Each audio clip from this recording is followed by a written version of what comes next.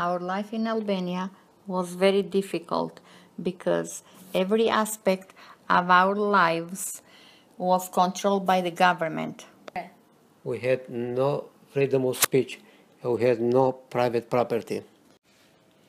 Our food was rationed and we were isolated from every country in the world.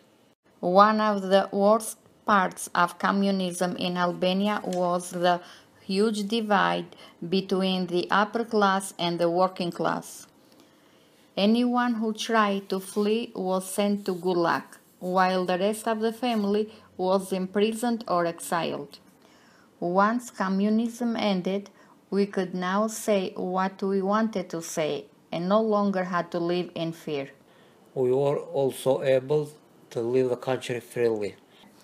The economy began to prosper because of new trade with other countries. We now had a multi-party government and the freedom to vote for whichever party we would like. Once communism ended, Albania changed forever due to foreign influences on music, art, and literature. It wouldn't have been possible to come to America without overthrow the communist regime.